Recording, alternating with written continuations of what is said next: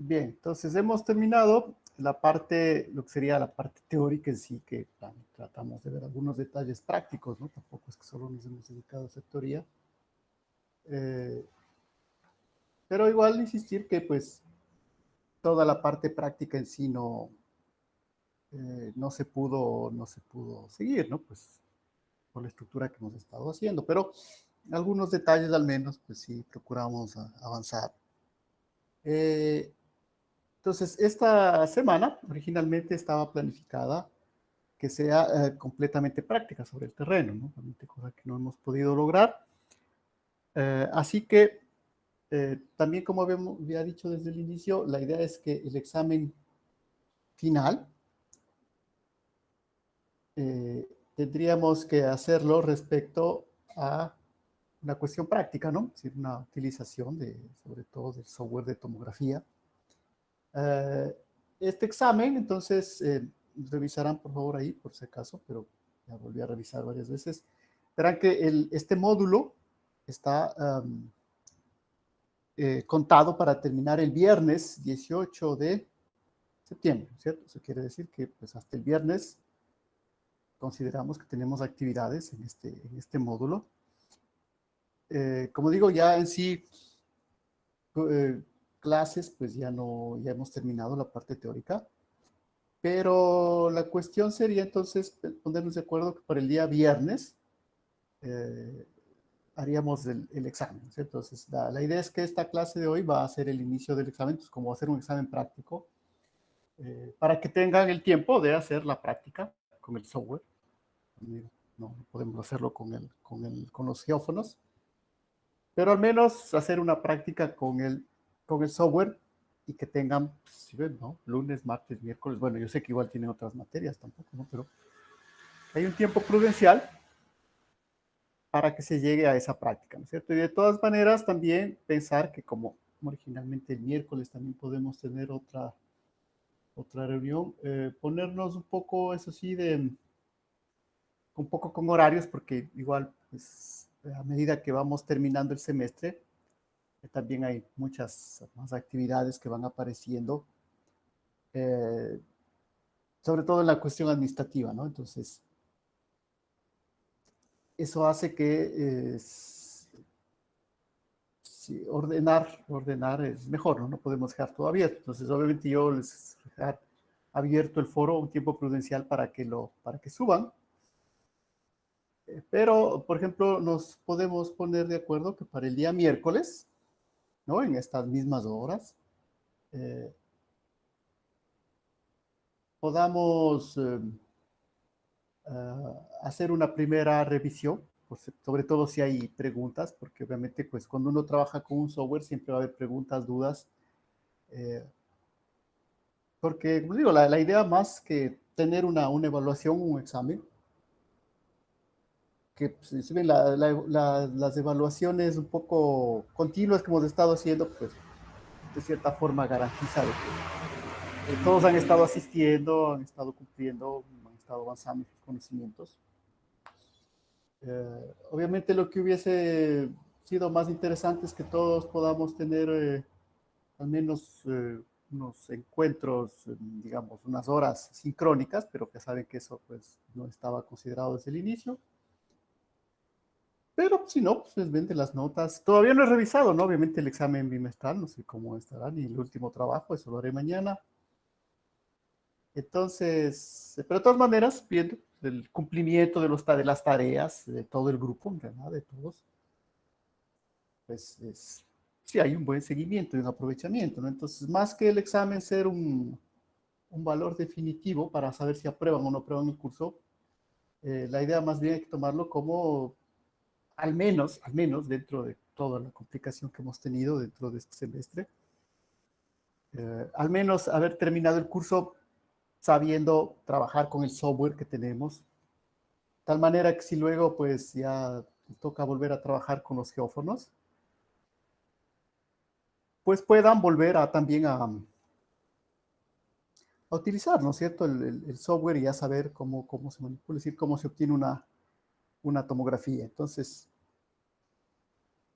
habíamos obviamente en la primera parte, verán mostrado cómo llegamos a la parte de la refracción, ¿cierto? Es decir, cómo hacemos las odocronas o odomocronas. Y pues cómo el modelo me puede resolver 2 o 3 capas, ¿no? Eso obviamente es una de las aplicaciones del software que tenemos. La otra aplicación obviamente es llegar a la tomografía, ¿no es cierto? Hacer una tomografía. Y eso obviamente yo les mostré, pero muy brevemente, una primera versión. Entonces, como les digo, también es importante tomar en cuenta esta planificación que haremos, ¿no es cierto? Esta sería como la última clase propiamente dicha. Nos he quedado lunes, miércoles, viernes. Entonces, la del viernes la podemos plantear para el examen. Lo que sí, ahí sí les soy sincero, es que pues ya el viernes será la última eh, posibilidad del examen, ¿no es cierto? Si planteamos con este intervalo de tiempo, es que precisamente para el viernes lleguen ya con el examen, pues bueno, con lo que tengan. No pensar que vamos a poder a extender el plazo del examen bimestral, eso sí soy categórico, porque luego viene, como les digo, un proceso muy pequeño de tiempo entre la calificación, subir la nota, a ver si es que alguien va a dar el examen de recuperación, ¿no? Entonces,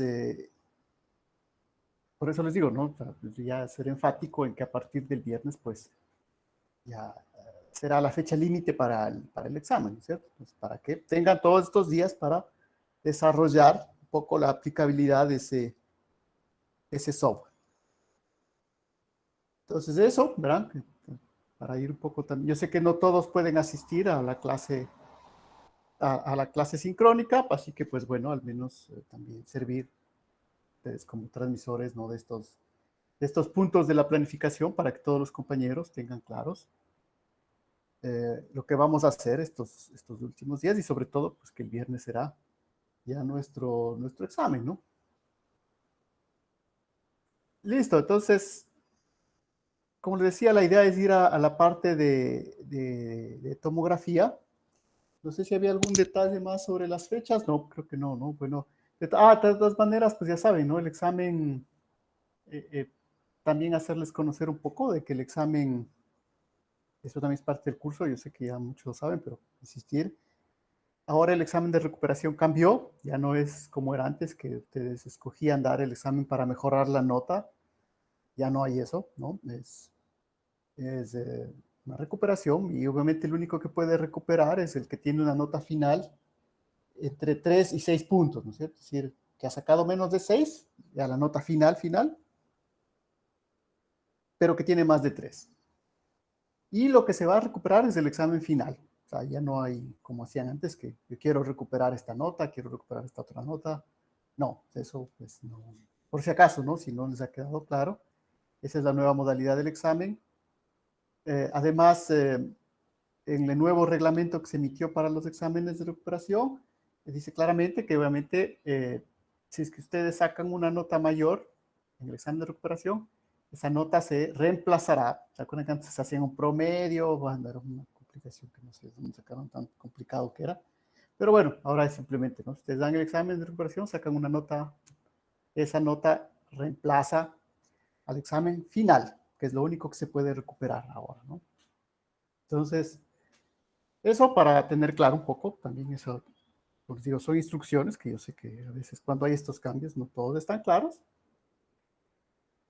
que también hacerles esa insistencia, ¿no? Y verán que la recuperación es sobre cualquiera de los módulos, ¿no? O sea, es decir, si se han perdido alguna materia del módulo 1, del módulo 2, módulo 3, pero, y eso porque también a varios han preguntado, verán que pues si en una materia tienen 6.1 o tienen 6, pues nada, ahí se quedó, esa es su nota, no hay mejora de nota, ¿no? O sea, no hay un examen para mejorar la nota, por si acaso, ¿no?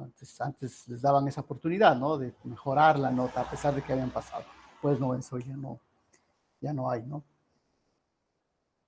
Y verán que por si acaso, ¿no? Este reglamento no, también vale la pena explicar, ¿no? Este reglamento lo emitieron o sea, estaba ya antes de todo este problema de la emergencia, por si acaso, ¿no? Es decir, no es que se ha pensado que para la emergencia se cambió, no, estas son de las cosas que en realidad ya estaban antes de todo esto que nos ha sucedido. Entonces, sí, porque había a veces ahí unos problemas en los exámenes de recuperación, que bueno, generalmente había los estudiantes que tenían becas, querían tener una mejor nota, etcétera. Y esa es otra cuestión también, ¿no? Por ejemplo, justo a las 11 tengo una reunión con la gente de las becas, ¿no? Voy a explicar un poco. Eh, pues como siempre, ¿no? Cuando se reduce el presupuesto, también se reducen las becas. Entonces, una de las instrucciones o instrucciones, más bien órdenes que uno recibe, es decir, bueno, el estudiante no tiene por qué tener recuperaciones, ¿no? O sea, puede tener una posibilidad de pasar el semestre, pero bueno, si pasó con una nota baja, pues pasó. Entonces, como les digo, también son órdenes que vienen, ¿no? No son simplemente elecciones.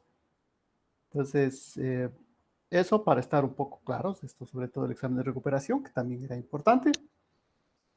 Aquí no sé, no está viendo las calificaciones, no creo que nadie necesite darlo, aparentemente hasta dónde están ahí, ¿no? Pero, por si acaso, para las otras materias, ¿verdad? Han tomado el primer módulo, segundo módulo.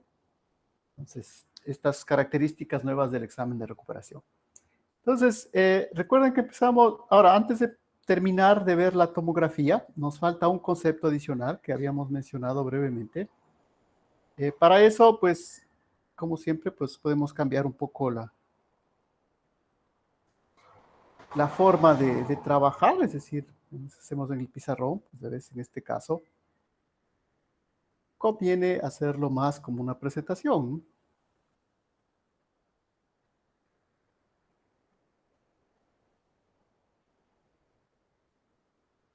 Entonces, entendemos, según me dice, que sí se está viendo la presentación. Nada más que pongamos de la mejor manera. Ya, entonces,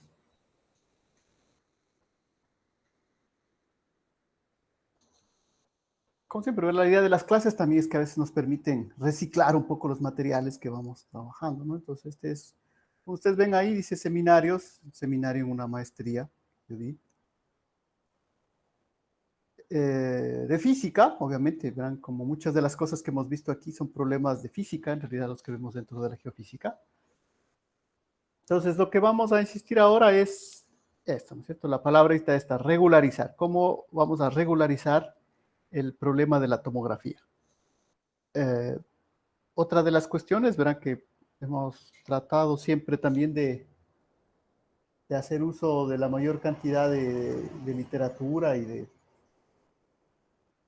trabajar en castellano, ¿no? Porque pues un poco es la estructura de la universidad, ¿no? O sea, a mí nos gustaría practicar más el inglés, pues hacer la lengua del intercambio científico. Pero bueno, o sea, eso también ha tenido que ser un trabajo de inglés, ¿no? Por ejemplo, ese último ejercicio, pues tenía que traducirlo un poco primero, ¿no? Los materiales no siempre van a estar en español. Pues bueno, entonces unas pequeñas diapositivas que también están en inglés, por si acaso, ¿no? O sea, la idea es justamente incentivar un poco también ese trabajo de lectura en otro idioma, ¿no? Y si bien nuestra universidad no tiene una formación bilingüe, pues al menos la lectura es imprescindible, ¿no? Porque saben que la mayor cantidad de información en materias como la nuestra, por ejemplo, pues están en inglés, no hay libros definitivamente, ¿no? En español, no, no es que no se les quiera utilizar. Yo les he demostrado que hay algunos en español, ¿sí? Pero ya si han tratado de buscar, seguramente no los encuentran muy fáciles. Están en la biblioteca. Eh, entonces, eso hay que tener en cuenta, ¿no? Por favor, que pues, también parte de la formación nuestra es una formación en inglés, ¿no? Entonces, de las experiencias que hemos hecho antes, no siempre resulta tan fructífero al inicio pasar directamente a la parte oral del inglés, ¿no? Pero al menos a la parte de lectura, si es posible. Entonces, eh, la cuestión aquí es que, bueno, la teoría, esto del problema inverso, pues Por si acaso, ¿no? Verán este logo de acá, ¿no? De la Universidad Salesiana, una vez más, es donde yo trabajaba antes, ¿no? Entonces, por eso que está ese logo ahí, ¿no? Entonces, la idea es básicamente los temas o principios donde se basa esto de la regularización del problema inverso. Ustedes tienen mucho que ver con los problemas inversos, que ya hemos hablado un poco, los problemas de procesamiento digital de señales, vamos a ver que también se tiene mucho que ver ahí, es decir, lo que hacen los ingenieros electrónicos. Bueno, las matemáticas básicas también, ¿no? Y bueno, básicamente lo que se conoce como la regularización de Tícono. De todo esto, ya lo que es la geociencia y la geofísica en particular, básicamente lo que ustedes van a ver, lo que se trata es de trazar esto, ¿no? O sea, toda esta complejidad matemática tampoco lo vamos a ver en profundidad, pero al menos tenemos que tener una primera idea de lo que estamos haciendo, porque tampoco podemos hacerlo todo como manipular un software sin ningún conocimiento, ¿no? Entonces, por si acaso, ¿no? De toda esta serie de cuestiones físicas y matemáticas, en las geociencias, nos interesa esto, trazar la curva L, que se llama. Bueno, también hay una aproximación estocástica, pero eso pues dejémoslo ahí. Eh, ¿Cuál es el problema aquí? Pues como ustedes pueden ver en este gráfico que he representado aquí, he representado un gráfico velocidad, tiempo versus posición. ¿Sí? Es un gráfico de un movimiento eh, uniformemente acelerado, un MRV. Estas barras me representan los errores que yo he cometido en las medidas, ¿sí? De mis datos. Los círculos son los valores de las medidas propiamente dichas, entonces esto es algo importante porque aquí siempre tiene importancia tanto la medida que hago como el error que cometo. Y ese, por ejemplo, van a ver, es un problema de nuestro software. Esa es una limitante del software que nosotros utilizamos. Entonces, es un software que no quiere decir que nos dé respuestas erróneas, ¿no? Pero si es que algún momento quieren dar un paso siguiente, la siguiente etapa de mejorar la calidad de ese software, pues el software, ustedes ven, no toma en cuenta los errores. ¿Qué errores? Pues bueno, ustedes vieron que cuando ya hicieron ese ejercicio, por eso era importante que hagan ese ejercicio en el primer bimestre, que era picar, lo que se llama, ¿no? Hacer el picking de las ondas, ¿dónde comienza? Entonces, ustedes ven que no siempre es posible poner un valor absoluto ahí, ¿no? Lo que hay que poner es un valor absoluto. Eso se hace en sismología, ¿no? Se pone, dice, aquí comienza la onda, pero más o menos cierto error. Entonces, el error depende, ¿no? Hay señales que son muy claritas, entonces digo, se ve claro, le voy a poner un error de 0.1 segundos. Pero hay otra señal que pues no la veo tan claro, entonces le pongo el valor, pero más o menos un error de 0.5 segundos. ¿Sí ven? Eso el software que tenemos no nos permite hacer, no propaga los errores. Entonces eso es un problema, una limitante de ese software, ¿no? Entonces, dice, bueno, ¿y para qué desarrollar otros softwares más complicados? Bueno, es para eso, ¿sí? Para tratar ese problema de la propagación del error. Entonces, una vez que yo trato de ajustar, porque en realidad es ajustar estos valores, ustedes ven que se puede ajustar, y ustedes ven que después de 5 iteraciones, pues prácticamente la curva de ajuste es la misma, de esta curva roja. No va a salir una parábola, ¿no? Verán, es una relación cuadrática. Entonces la solución converge, ¿no? Converge, pero en principio, pues, la primera pregunta es decir, ¿hasta cuántas iteraciones tengo que resolver yo para obtener un resultado, ¿no? Aquí puedo, bueno, ir haciendo gráficamente, ¿no? Graficar y ver que, bueno, aquí se van acercando estas curvas, pues digo, 5 son suficientes para que hacer más. Y este es un problema de mínimos, es decir, un problema de ajuste de curvas, ¿no? Obviamente esto no está resuelto con el enfoque simple de los mínimos cuadrados, que es el que aprendimos en quinto semestre, métodos numéricos. Este es un problema ya resuelto con un enfoque probabilístico, ¿no? ¿Por qué? Porque ustedes revisan un poco los mínimos cuadrados clásicos, se pueden introducir los errores ahí, ¿sí? Pero generalmente, y es lo que hace nuestro software, y eso sí revisamos, eso está verán en la parte final del manual del usuario del software, cómo se aplican los mínimos cuadrados a nuestro problema de tomografía. Entonces, al final es un ajuste de curvas por mínimos cuadrados, ¿no? Como les digo, el problema aquí es que estos errores en nuestro software no se están tomando en cuenta, lo cual, insisto, no quiere decir que nuestros resultados con el software y con los geófonos que tenemos no sean buenos. Son buenos, pero justamente la parte de la formación, el aprendizaje que ustedes hacen es saber hasta qué límite son esos resultados buenos y sobre todo qué se puede hacer después. O sea, ¿por qué sería interesante utilizar otro software que no sea solamente el que estamos utilizando de base, ¿no? ¿Por qué? Porque precisamente no me deja ingresar ahí errores. Entonces, ¿cuáles son los retos? Como dice aquí, los retos. El reto principal, habíamos dicho, es que el problema inverso, que es los que vamos a resolver, tienen infinitas soluciones. Entonces, eso hay que estar claro. Este tipo de problemas no tienen solución única.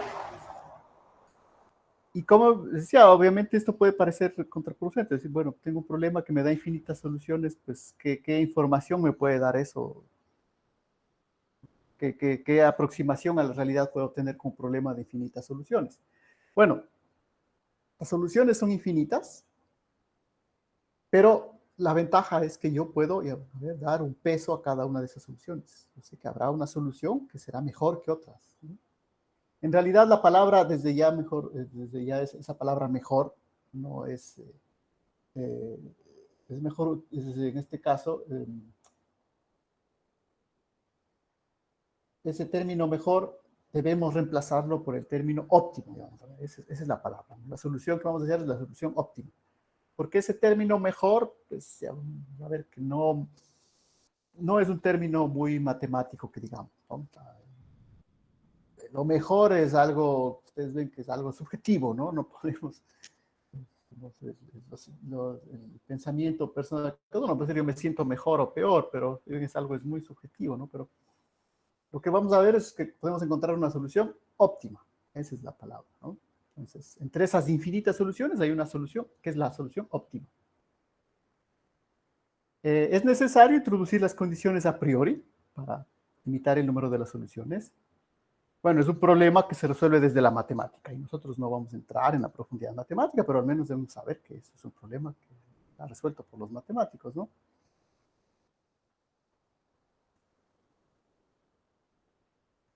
Bueno, esta de acá, pues para los matemáticos no nos interesa. El problema completo, bueno, es entender que tenemos datos experimentales y parámetros teóricos.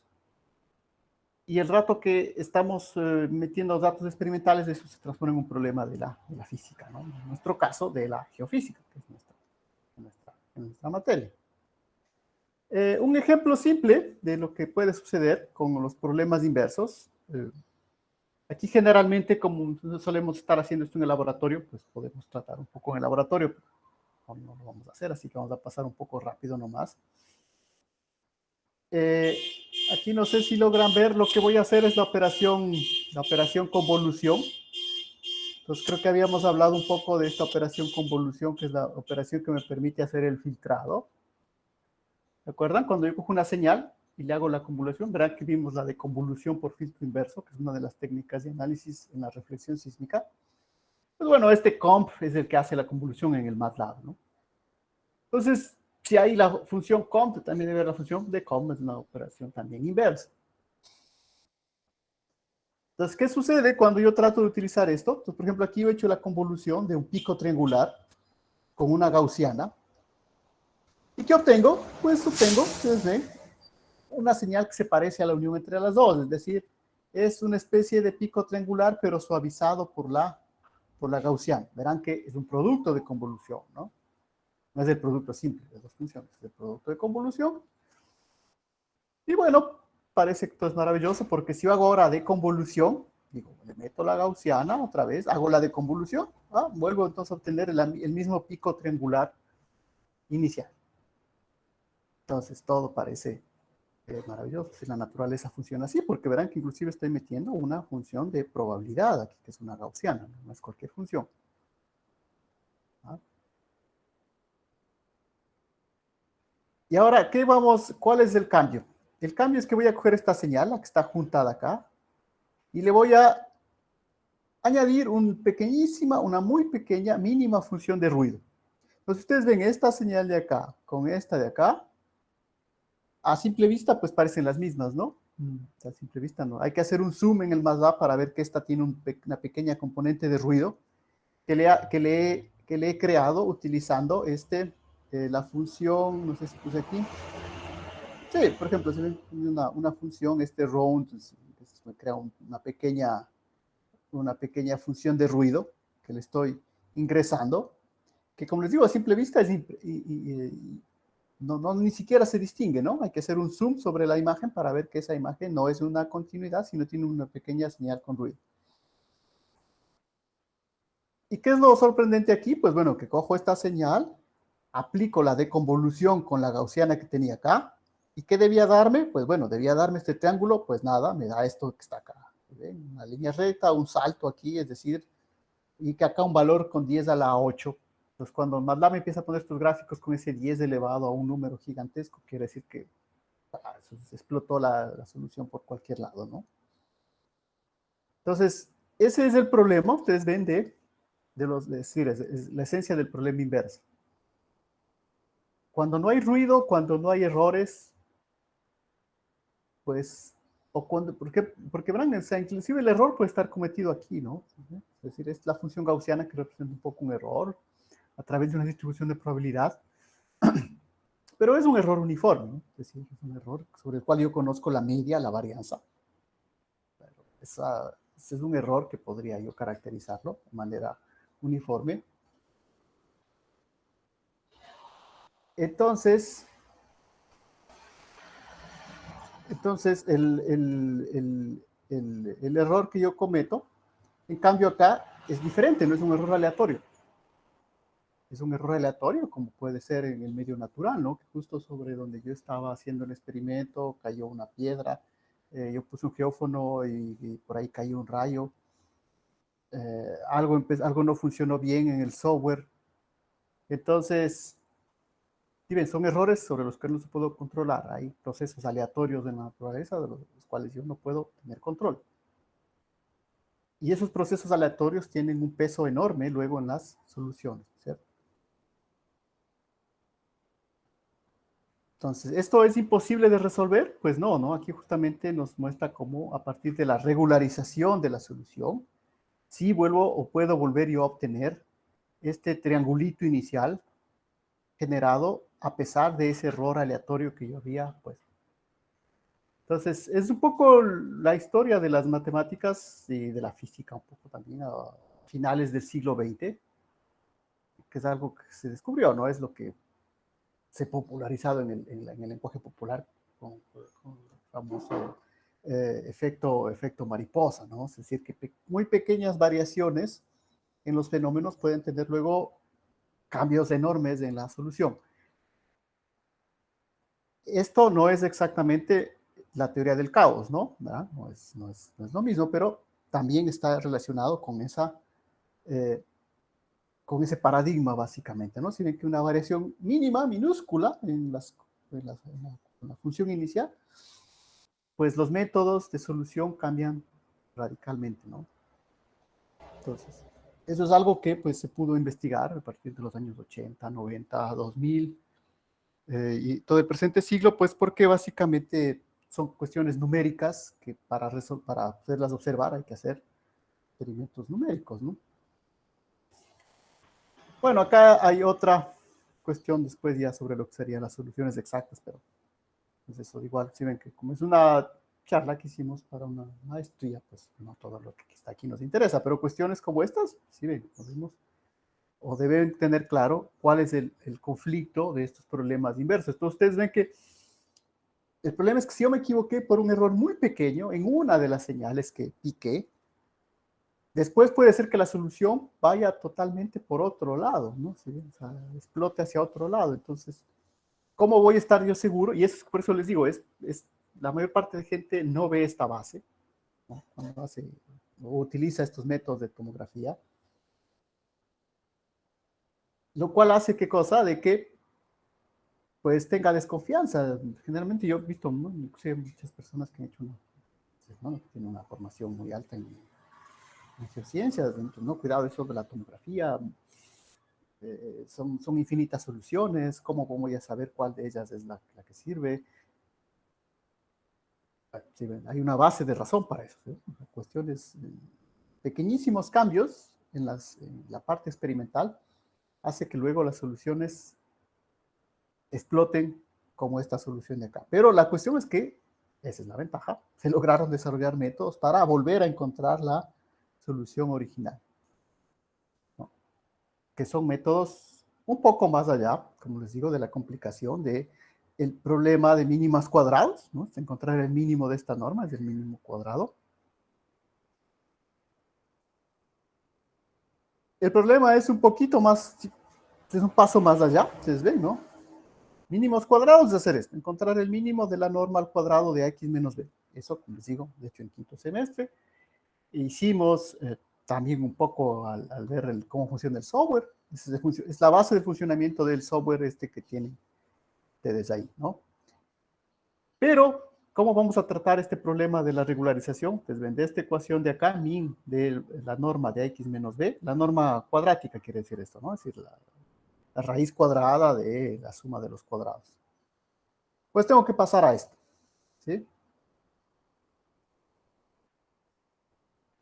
Argmin, por si acaso, no sé si han visto esta función, es lo que me quiere decir el argmin es el mínimo de la función, ¿cierto? El argmin es el valor de, digamos, el mínimo me dice es el mínimo de la función f de x. El arg me dice simplemente es el valor x de la función f, cuando f de x es un mínimo. Entonces, por si acaso, no sé, parece que no han visto. A veces creo que no han visto mucho esta notación de argmin. Pero es eso nada más, ¿no? Es decir, es el x de la f de x cuando f de x es el mínimo, ¿no? Eso es todo. Y esta solución la encontró este personaje de acá, Tikhonov, más o menos por los años 50 del siglo XX. Es decir, que ustedes ven, aquí ya nos toca acercarnos un poco a las matemáticas contemporáneas, ¿no? Es decir, pasar de Gauss, de mínimos cuadrados, de Newton y Gauss, a llegar ya, pues, básicamente a las matemáticas contemporáneas. De todas maneras, Alexei Tikhonov, este científico, trabajó bastante con lo que es la parte de métodos eléctricos y magnéticos, ¿no? Es, digamos, una de las contribuciones, ustedes ven, virtuosas a veces en la ciencia, ¿no? Porque Tikhonov era más bien un matemático, pero pues sus investigaciones y su trabajo lo llevaron a trabajar más con gente de ciencias de la Tierra, ¿no? Es decir, con los geofísicos sobre todo. Y ahí él se dio cuenta que había toda esta serie de problemas y precisamente pues propuso la posibilidad de encontrar soluciones a esos problemas, ¿no? Entonces por eso pues la regularización pues se conoce generalmente como la regularización de Tikhonov. Entonces ustedes pueden ver que además de encontrar el mínimo de este ax menos b, la norma al cuadrado, ahora tenemos que sumarle esto de acá, más este lambda cuadrado, norma del modelo, vamos a ver que este es el modelo, elevado al cuadrado, la norma cuadrada. Entonces ya no se trata solo de encontrar el mínimo de esto de acá, sino de toda esta expresión de acá. Y obviamente el problema trata de encontrar este valor lambda, que es el parámetro de regularización. Entonces, conceptualmente no es muy complicado, si las matemáticas, ustedes las entienden, ¿no? Verán, esta es la norma al cuadrado, es decir, la raíz cuadrada al cuadrado, el mínimo, que es el mínimo de una función, ¿no? Obviamente lo que nos estamos saltando, y eso estamos ya asumiéndolo, es que la demostración de Tikhonov es que esto es la solución verdaderamente al problema, ¿no? Entonces, para mostrar este teorema que estoy poniendo aquí, simplemente teorema, pues bueno, hacemos justamente confianza a los matemáticos, ¿no? Vamos a utilizar este teorema que Alexei Tikhonov demostró. ¿Sí? Entonces, la cuestión ahora es que existen varias maneras, a partir de ahí es la parte teórica, es decir, este es el teorema. Ahora, ¿cómo aplico esto a los datos en la vida real? Bueno, hay una gran variedad de formas de aplicar esto, ¿no? Hay muchas formas de encontrar este parámetro lambda. Y nosotros vamos a centrar en una apenas de ellas, ¿no? Que es la más digamos, la más evidente que van a encontrar muchas veces cuando lean papers, artículos de tomografía sísmica, ¿no? Que es la curva L. Vamos a ver por qué es la curva L. Lo importante es entender esto, ¿no? Si ven que la regularización de Tikhonov tiene dos términos. Perdón, este sería el error que estoy cometiendo. Y esta sería la variación sobre el modelo. ¿Sí? Verán que esta L de acá obviamente es un operador. Y ahí también viene el problema, ¿no? Porque vamos a ver que podemos escoger de varias maneras este operador de acá, ¿no? Este L que está acá. Pero lo único que tenemos que entender de entrada es que este es el error que estoy cometiendo al ajustar mi modelo. El error básico, el RMS ese que le sale por ahí, bueno, ese es este de acá. Pero acá, y esto es lo que no hace el programa, es lo que tenemos que nosotros hacer a mano, poner a extra, es esta variación del modelo respecto al modelo inicial, al modelo a priori. Entonces aquí ya desde ya les digo, surge la inquietud que generalmente para hacer esta parte completa de toda la tomografía, sí necesitábamos a veces un poco de guías, pues no sé si es que verdaderamente vamos a lograr para el examen, si para el viernes, lograr que ustedes hagan todo este proceso de regularización, porque pues si toma no, en realidad lo pueden hacer en unas 2, 3 horas, pero para entenderlo bien, pues sí, tener un poco más de tiempo. Pero, como les digo, es parte fundamental de la utilización del software de tomografía, ¿no? Así que, digamos, y además esto es el extra que tenemos en la clase, porque, pues, si no, pues, nos quedaríamos simplemente con lo que está en el manual. Como les digo, pues eso no es suficiente, ¿no? Entonces, de entrada ya les digo que el software les da calculando este término de acá. Ese es RMS. Pero este L de X menos X0, pues esto hay que calcularlo nosotros mismos, ¿no? Ya van a ver que yo para eso, para hacerlo simple, lo había hecho mediante el Excel, porque como es un problema pequeño, nuestros problemas de tomografía son problemas pequeños, vamos a hacer con Excel, pero no vayan a pensar que esa es la solución, ¿no? La solución ya será ponerlo en un lenguaje adecuado. Ahí sí, pues dependiendo de cuál lenguaje les parezca mejor. O sea, si es el MATLAB, si es el R, el Octave, el Fortran. Por ejemplo, yo lo haría en Fortran. Y ese me limito un poco porque yo había hecho al inicio en Fortran, pero yo sé que como la mayor parte no maneja eso, entonces, vamos a hacer algo. Como es un problema tan simple, pequeño, vamos a hacerlo en Excel, ¿no? Entonces, yo digo, no sé si vamos verdaderamente a llegar hasta esto en el examen, porque ya van a ver que hay otras cosas previas, como precisamente este X0, ¿sí? Este X0, verán que es el modelo a priori. ¿Ya? Y ahí mismo también ya hay otro problema, cómo yo pongo la información a priori. Entonces, ya además he visto yo que generalmente para ustedes es más interesante esto de la información a priori que luego la regularización, porque la regularización como que es algo, pues, bueno, es matemáticas, en realidad es matemáticas, es un teorema de Tikhonov, ¿no? De la regularización, o sea, no hay más vueltas que darle, eso es matemáticas. Y luego pues vamos a ver la solución práctica de Hansen, que es la de la curva L, que también es matemáticas, aplicadas, pero matemáticas. En cambio, yo he visto que les suele ser más interesante para ustedes debatir o discutir o encontrar referencias sobre el modelo a priori, que es otro problema. ¿Sí? ¿Cómo determino este X0 de acá? ¿Cuál es el modelo a priori? ¿De qué modelo comienzo para hacer la tomografía? ¿No? Entonces, vamos a ver al final de esta clase que de lo que yo estaba preparando, parecía siempre que es más interesante que trabajen aquí. Pero pues, también tienen que entender que todo eso está incluido dentro de la regularización de Tikhonov, ¿no? ¿Sí, no? Bueno, aquí estaba una discusión un poco acerca de lo que sucede con la regularización. ¿Qué son esos dos términos? Ya les he explicado un poco, SAX menos B. Verán que les digo, este 2 de acá es simplemente, quiere decir la norma 2. La norma 2, porque vamos a ver que existe la norma 1, existe la norma infinita, existen varios tipos de normas que yo puedo encontrar ahí. La norma 2 es la que ustedes más usan, es la norma euclidiana, es decir, la raíz, las que han aprendido desde el teorema de Pitágoras, de eso se ve desde la escuela, ¿no?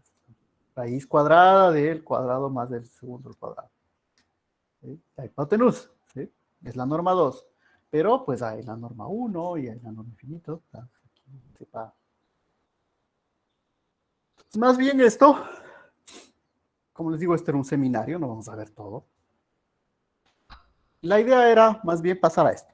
Entonces, ¿cómo voy directamente, de manera práctica ya? Bueno, está el teorema de Tikhonov, hay muchas formas de aproximarse a este teorema de Tikhonov. De hecho, hay un libro interesante que tenemos ahí en la biblioteca también, ¿no? Que es el libro sobre problemas inversos, ¿no? Pueden algún día revisar si es que es este libro de Asters, que está ahí en la bibliografía, revisarán, ¿no? Inverse Problem, Problem Regularization, ¿sí?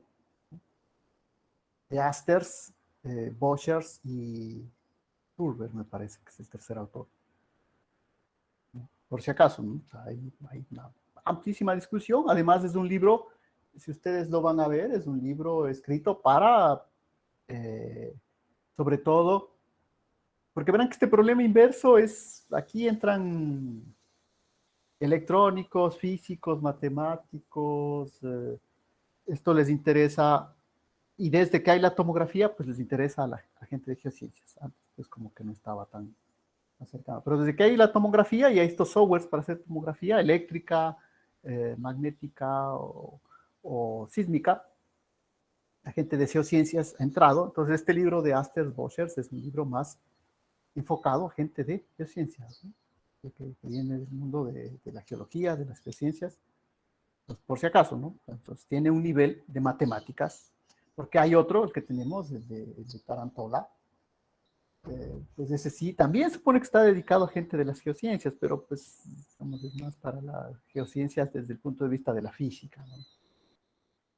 Pero por si acaso, ¿verdad? Entonces la bibliografía la tenemos en nuestra biblioteca. Ahorita, pues nosotros, como siempre en las clases, esa es nuestra labor, ¿no? Hacer un resumen de esas bibliografías. Esa es la idea. Sí, pero para extenderse sobre esto, pues tenemos muchas más. Bueno, este es un ejemplo de regularización de una curva L. Entonces, ustedes ven lo que se ha hecho aquí es graficar la norma al cuadrado del, o sea, el RMS en el eje X. Y acá, en cambio, esta otra norma, ¿se acuerdan? El X menos X0. Y en un problema muy, muy perfecto, ustedes pueden ver la estructura que se causa, ¿no? O sea, vamos bajando por acá, llega a este vértice y luego empieza a bajar acá. Entonces, acordaránse de esto porque esto vamos a volver a ver ya en los problemas. Entonces, algo que baja por acá, llega a un vértice, topa algo plano y luego pues ya decae. Esta sería ya la parte de inestabilidad numérica, ¿no? Aquí ya el método numérico ya empieza. Entonces, esta estructura es la que vamos a buscar. Y esta estructura me dice que la solución óptima, y eso es algo que probó en cambio este otro matemático, Hansen, ¿no? Verán, 2012, ¿no? Aquí ya nos acercamos ya casi a lo de ayer en matemáticas. Estamos ya en el 2020, pero verán, Hansen 2012. Hansen demostró, por eso esto verán que esto generalmente en los libros muy básicos ni siquiera lo han abordado, es el año 2012, ¿no? Hansen demostró que este punto de acá, el vértice de esta curva L, entonces curva L, pues bueno, en la forma de una L, el vértice de la curva L es el que me da la solución óptima. ¿Sí? Es decir, me resuelve este problema de acá de Tikhonov, ¿sí? El argmin de esto, lo puedo encontrar por este método gráfico. Pues generalmente es, al menos en las geociencias, es el que más se usa, de unos años para acá, porque verán que no es muy, verán que estaba apenas cuando yo casi que iniciaba mi formación doctoral, entonces ahí apenas había papers sobre esto, pues ahora ya he visto que la gran mayoría de papers donde hay geociencias, hay una tomografía y muestran la regularización, porque, pero es nuestro problema ahorita en geociencias, ¿no? Que mucha gente está haciendo tomografías porque ya tiene mucha gente acceso a estos softwares. Pero la cuestión es esa, ¿cómo hacemos la regularización? ¿Cómo sabemos que el parámetro que debemos escoger es de este valor y no cualquier valor de este lambda? Pues vamos a ver el vértice acá, ¿no? Ese es el método de la curva L. Esto tiene una... Si ustedes quieren toda esta clase, se puede resumir un poco en esta figura que está tomada del libro de Shearer, ¿no? Que utilizamos al inicio de sismología. Eh, perdón, aquí estoy haciendo una exageración, sí vale la pena. Sí. Este 2012 de Hansen, perdón, este 2012 de Hansen es el paper donde él publicó cómo hacer esto con MATLAB. ¿Sí? No, pero no, la deducción de esto que es el óptimo es matemáticamente ya estaba un poco antes, por si acaso, ¿no? Este paper al que estoy haciendo alusión del 2012 es un toolbox de MATLAB que él desarrolló para hacer esta regularización, por si acaso, ¿no? Es decir, porque era, ¿no? El teorema en sí de que este es el vértice y esta es la resolución óptima, pues ya era unos años antes, pero tampoco mucho tiempo antes, ¿no? Entonces, como les decía, si quieren toda la clase, esta se puede resumir en este gráfico de aquí. ¿Sí? Estas palabritas vale la pena igual que las vean tanto en español como en inglés, ¿no? Que es el roughness, si quieren, el roughness es un poco la rugosidad del modelo. ¿Sí? ¿Esto qué quiere decir? Que si yo me voy para acá, el modelo va a ser más rugoso, va a tener más alteraciones. Verán que, como digo, la base fundamental de la tomografía sísmica es el famoso postulado de la continuidad de los estratos, ¿no? Geológicos. Esa es la base, no la geología, ni siquiera la geofísica, ¿no? La geología, ¿sí? Los estratos deben ser continuos. Obviamente, pues habrá algunas alteraciones, y son esas alteraciones donde ahí van los geólogos y dicen, mira, aquí ha habido una falla, aquí hay una sinclinal, aquí pasó esto. Es el trabajo de él. Si no, pues todo sería un mar de continuidad, ¿no? Entonces, si ustedes quieren, el roughness es lo contrario a la continuidad, ¿cierto? Es la rugosidad. Entonces, ¿cómo voy a hacer más continuo, más liso el modelo?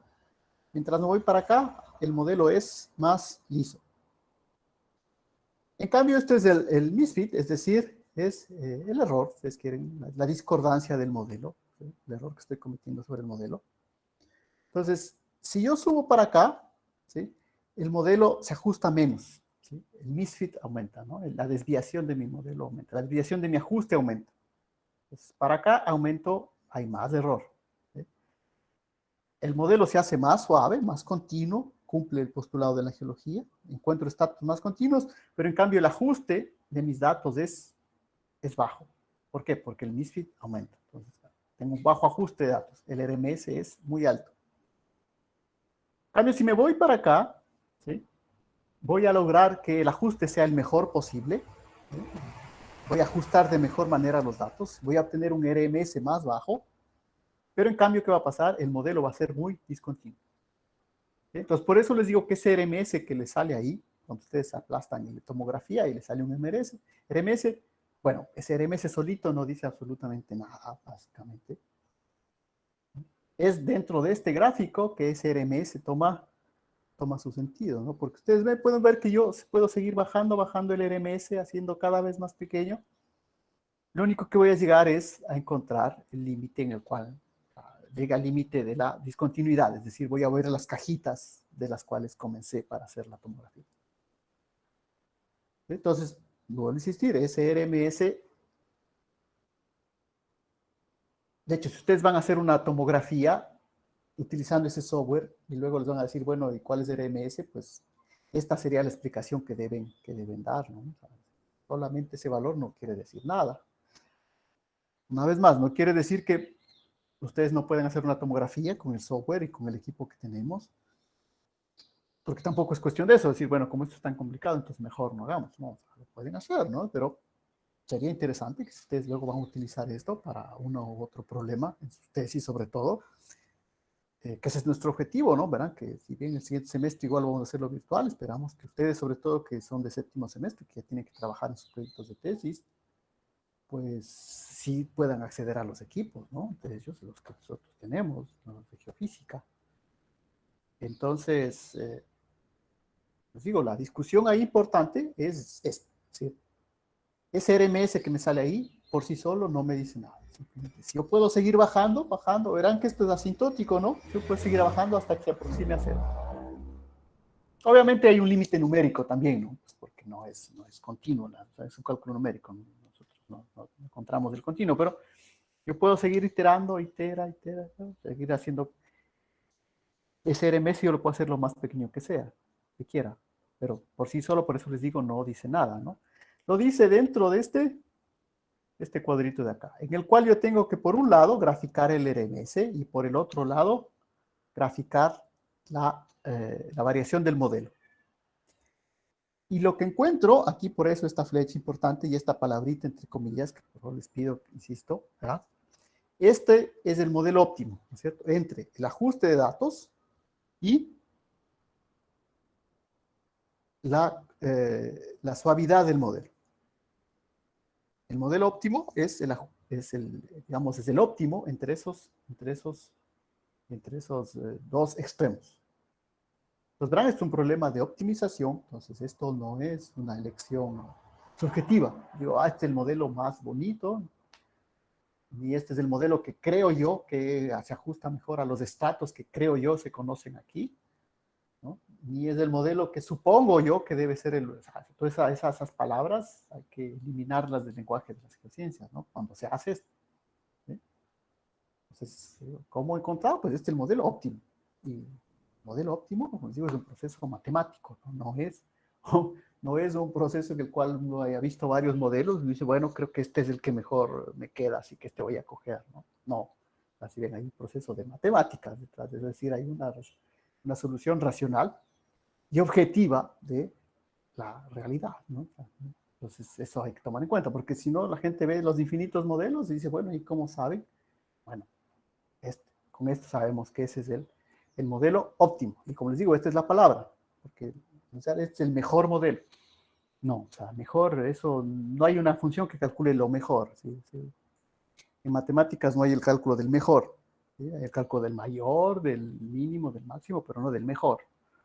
La mejor, Desveg, no es un término matemático, porque es subjetivo, ¿no? Para alguien puede ser mejor estar encerrado en la casa, para otro puede ser mejor estar trabajando en la universidad. Por ejemplo, ¿sí? Entonces, es subjetivo, ¿no? Depende de muchas características personales. Pero en cambio, la palabra óptimo, ¿no? La palabra óptimo viene de las matemáticas. De hecho, es toda una rama de las matemáticas, los problemas de optimización.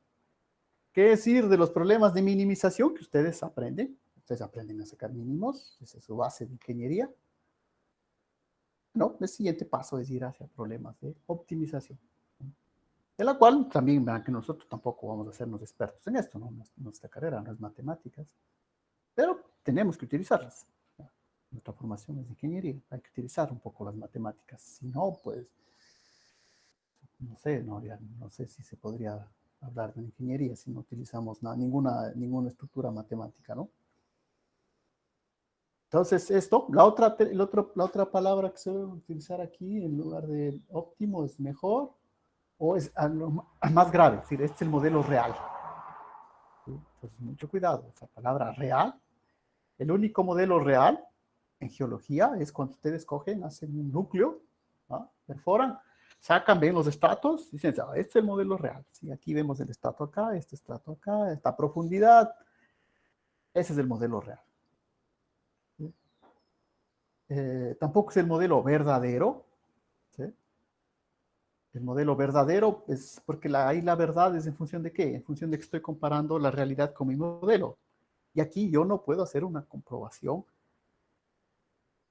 positiva con el modelo, de eso se trata, ¿no es cierto? Ahora, cuando lo pueda hacer, cuando pueda ir al campo, hacer una perforación, sacar un núcleo de tantos metros y comparar ese núcleo con lo que me den la tomografía, perfecto.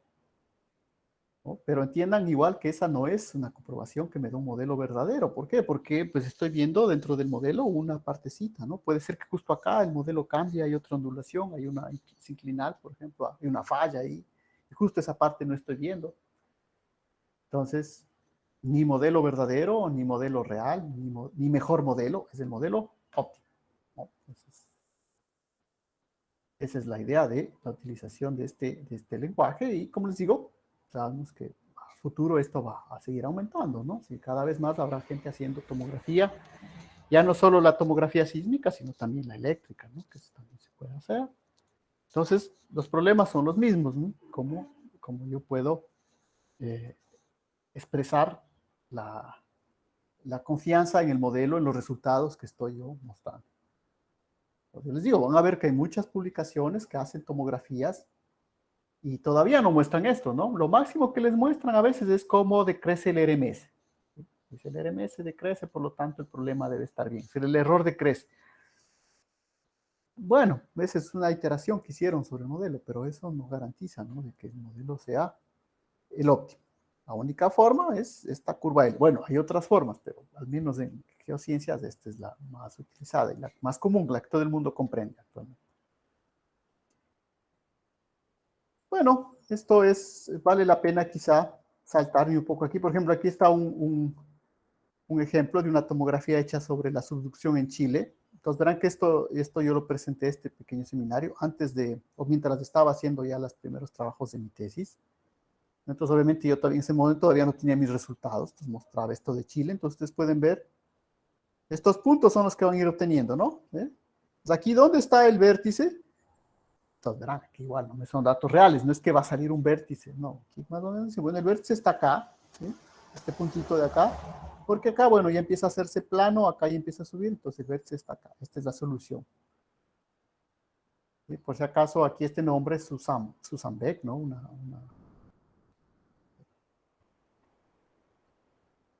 Sobre todo la idea de reivindicar un poco la paridad de género en nuestras ciencias. Bueno, que Susan Beck, al menos en lo que sería el hemisferio occidental, ¿no?, las personas más importantes, profesora de la Universidad de Arizona, ¿no?, y que últimamente ya ha colaborado ya con varias tomografías aquí en el Ecuador, ¿no?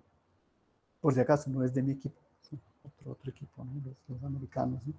Pero por si acaso les menciono, entonces casi siempre van a ver que aparece ella asociada a las publicaciones. He trabajado mucho en tomografía y sobre todo aquí en América del Sur, ¿no? Entonces, obviamente, seguramente él es uno de sus tesistas, ¿no? Wagner, trabajado con ella. Entonces, por si acaso, ¿no? Una persona bastante conocida en el mundo de la tomografía sísmica, ¿no? Susan Beck. Y, por ejemplo, si ven aquí, muchas veces dicen, no hay que mostrar los resultados errados. Bueno, este es un resultado que yo tenía al principio. Ustedes ven que por ahí no hay ninguna curva L, ¿no? O sea, empieza por acá bien, pero acá empieza un caos total. Entonces, que eso quería decir que el software todavía no estaba bien, no estaba funcionando, porque es otra manera. ¿Cómo sé yo que el software que estoy utilizando me está dando buenos resultados? Y no hay por ahí un error numérico que hace que mis soluciones exploten. Pues, bueno, tiene que ser la curva L. Bien, entonces, si ven, al principio acá, ¿ah?, un poco de ruido que obtenía, ¿no? No funcionaba, ¿no? Pues por eso precisamente uno hace una tesis, ¿sí?, para empezar de algo que no funciona y hacer lo que funcione. Si no, pues, ¿para qué? Entonces, si ven, ahora, no estaba de todo mal. No sé si se dan cuenta, por acá empezaba, por acá ya empezaba a aplanarse, pero justo en la parte precisa donde tiene que dar la optimización, algo pasaba. Había unas partes que no estaban siendo bien calculadas, entonces obviamente empezaba este caos de acá, ¿no? ¿Sí? Entre obtener una L a obtener este ruido de acá.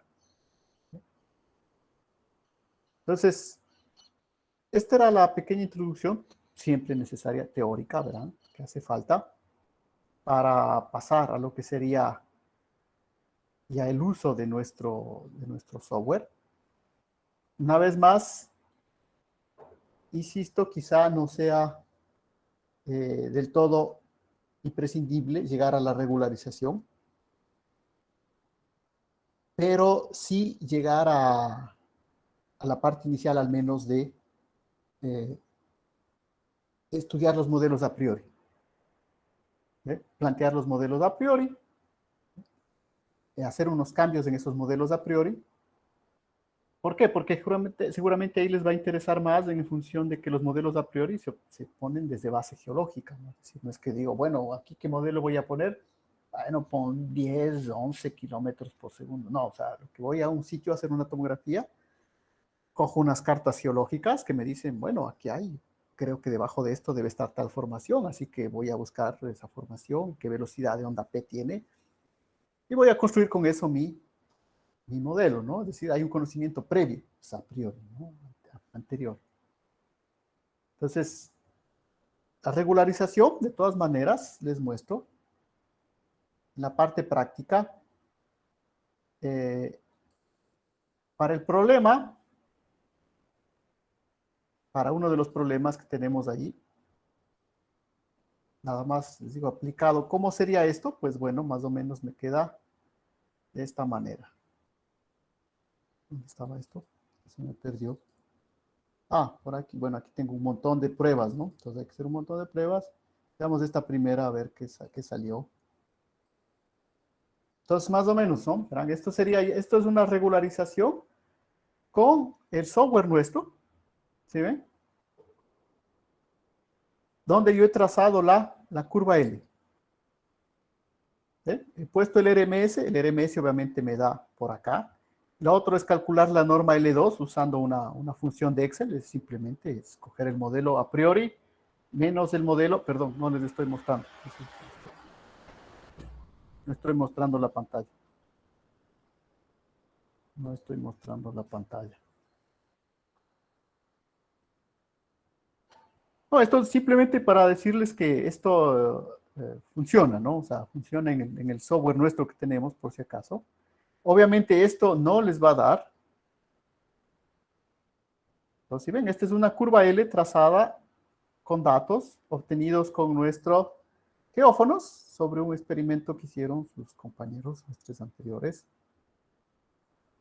Entonces, ustedes ven un poco la estructura de la curva L, ¿no? Empieza a bajar, bajar, y luego aquí hay un plano, y luego por acá, si ya esto, si ven como este brazo de por acá, pues ya, todos estos datos de acá, diríamos, estos ya no tienen ninguna utilidad. Podríamos considerar hasta aquí. Entonces, ¿qué estoy variando aquí? Estoy variando el smoothing parámetro, ¿sí? El parámetro de suavizado, que se puede variar, ¿se acuerdan? En el software de 0,3 hasta 1. Entonces, mientras yo más suavizado pongo, resulta que hay un límite que podría ser el suavizado, entonces este sería 0,3, 0,4, 0,5, 0,6, 0,7. Ya 0,8, 0,9 y 1, pues ya hacen que la curva L ya deje de funcionar, es decir, todos estos tres últimos datos de acá ya no tendrían ninguna validez. Pero estos de acá, ¿sí ven? 0,3, 0,4, 0,5, 0,6. Entonces, ¿cuál sería el vértice aquí? ¿No? Si ustedes ven que no hay una respuesta tampoco absoluta, ¿no? Entonces, podríamos decir, el vértice, si esto consideramos la parte plana, el vértice sería este de aquí, ¿no es cierto? Entonces, 0,3, 0,4, 0,5, podría coger un suavizado entre 0,5 y 0,6. Entonces, ¿qué debería hacer ahí? Pues bueno, hacer los dos modelos, el uno con smoothing 0,5, el otro con smoothing 0,6, sacarlos y comparar. Y ahí sí decir, bueno, este con 0,5, este con 0,6, o inclusive presentar los dos, ¿no? ¿Sí? Presentar los dos y ver si es que verdaderamente hay diferencias apreciables. Recuerden que mientras más baje para acá, ¿cuál sería la ventaja del de 0,6? Que tengo un ajuste, un RMS menor, por lo tanto, tengo un mejor error, ¿no es cierto? Entonces, al final yo podría escoger el de 0,6. ¿Sí? El de 0,7 no, porque ese ya está lejos del vértice, ¿no es cierto? Entonces, este es el proceso. Ustedes ven, se puede realizar con nuestro software. Como les digo, de las experiencias de los semestres anteriores. Ah, bueno, para terminar, verán que aquí está una norma L2, una norma L1, una norma infinito. Igual, eso también se puede. Verán que este sería para la norma L2. Por seguridad, también hay que calcular estas otras normas, ¿no? Pero eso pues dejémoslo de lado, ¿no? O sea, esto yo hice más bien para verificar que el software sí estaba funcionando bien, ¿no? Por si acaso, o sea, cuál era el poder de resolución de nuestro software, entonces, y de nuestros equipos en general, ¿no? Entonces ustedes ven que sí se puede llegar a regularizar, ¿no? Se puede llegar a regularizar, se puede presentar esto, obviamente ya para presentar como un paper, yo no presentaría seguramente estos tres datos de acá, ¿no? Presentaría solo estos de acá, y diría, bueno, este es el vértice o este de acá, ¿no? Entonces yo les decía, el problema aquí es que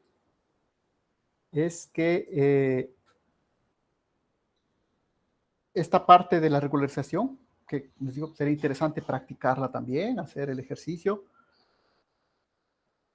pues bueno, puede llevar un poco de tiempo, ¿no? Y generalmente aquí se surgían muchos problemas, porque es una parte que ustedes tienen que trabajarlo. Yo les digo, yo había hecho como un Excel, ¿no? Como un Excel. Entonces, como sería pedirles que vayan un poco más allá del software que tenemos, pues por eso pienso que no valdría la pena tanto ponerla en el examen, pero sí tengo que mostrarles de que sí funciona y sí existe en nuestro, en nuestro software. Entonces, más bien, hasta ahí la regularización. Y pasemos a ver lo que ahora sí querríamos que hagan ya para el examen propiamente, ¿no? Para el examen del día viernes, ¿no? Entonces, para el examen del día viernes, como les digo, esto de la regularización, si es que en algún momento, van a utilizar el equipo o alguna cosa, pues bueno, ahí podremos volver a conversar un poco más. Si es que verdaderamente quieren utilizar ese equipo en alguna práctica o algo de, o sea, para sus tesis sobre todo, esa es la idea. Para sus tesis, pues recuerden que hay esta cuestión que se puede hacer acá. Entonces, volvamos a nuestro, pues, ¿qué van a tener que hacer en el examen? En el examen, lo primero que tendrían que hacer es, yo les voy a dar un juego de datos. Aquí no hay mucho de dónde escoger. No hay, como les digo, lo óptimo aquí hubiese sido lo mejor. Lo óptimo, lo mejor, en este caso sí lo mejor, porque obviamente pues es algo subjetivo. Yo hubiese pensado que lo mejor era que ustedes vengan a la universidad, hagamos el equipo de geófonos, hagamos una práctica ahí, al menos cerca, en el campus, como estábamos haciendo, y con esos datos trabajen la parte de tomografía, que es la que vamos a pedirles que hagan ahora, ¿no? Bueno, eso no fue posible, así que lo que yo les voy a dar es un juego de datos. Entonces verán que ahora sí van a tener algún trabajo más, porque la vez anterior solo tenían, cada uno tenía un golpe que procesar. Ahora van a tener que procesarlos todos. Una vez más, yo sé que va a ser un trabajo un poco en grupo, no sé, pero bueno, ahí ya hay la insistencia de que traten de hacerlo de manera individual, ¿no? De todas maneras, desde ya les digo, los datos serán los mismos para todos. O sea, no hay 10.000 juegos de datos para que cada uno haga un ejercicio. Entonces, los datos serán los mismos para todos. ¿Qué tendrán que hacer? Pues primero hacer el picado de datos, ¿cierto? Para cada uno de los golpes, de los shots esos que van ahí, que son 7, 6, vamos a ver, hay algunos ejercicios de cuáles envío. Eso obviamente les pondré mañana, como siempre, porque saben que la idea es que hoy revisen un poco, revisen un poco antes de que se lancen así apresuradamente a ver ya el examen. Entonces el examen les pondré ya mañana con los datos respectivos. Los datos seguramente los tenga que enviar a su mail porque como si son un poco pesados, eso no vale cargarle en el Moodle. Entonces, para que estén atentos a eso, entonces tendremos los datos. Recuerden que necesitamos indicaciones como cuál es la posición del shot, ¿no? Dónde fue la posición del golpe, cuál es la separación entre los geófonos, ¿no? Entonces, eso siempre tiene que estar, ¿no? O dado exteriormente o ya puesto ahí, ¿cierto? Entonces, hay que... obviamente, yo les voy a procurar enviar un ejercicio que yo ya haya hecho para poder comparar lo que ustedes saquen, ¿no? Para ver si verdaderamente hicieron regularmente bien. Porque, por ejemplo, la parte de picar las ondas frontales, eso ya no les voy a revisar. Eso van a tener que hacer, pero yo ya no les voy a revisar eso, ¿no? Porque pues supone que ya saben cómo hacerlo, ya para eso les dice toda esa corrección, yo les dice revisarán, verán que eso es lo bueno que quede ahí como foro en el Moodle. De hecho, una de las cosas que más nos han reclamado hasta la fecha es que dicen que, bueno, verán que están haciendo estadística de ellos me refiero a tanto las partes de autoridades como de TICS, y el tiempo de ocupación de la plataforma Moodle es muy baja. Entonces, este es el momento. Si tienen dudas cómo había que marcar la onda frontal, verán que ahí está el foro, ¿no? Y por eso es la idea de hacerlo como foro. No se ha borrado, ahí está. Entonces, tienen que entrar, ver algunos yo corregía todos, ¿no? Algunos tenían errores, otros estaban más o menos bien. Entonces, ver dónde tengo que poner ese punto de la onda frontal. De esa parte ya no les voy a revisar. ¿Dónde les voy a revisar? Pues bueno, ¿desde dónde va a ir el examen? ¿Alguna pregunta? Está Enrique, perdón. Había una pregunta aquí. Están restringidos. Ah, tiene razón. Entonces, si ven bien que me hacen.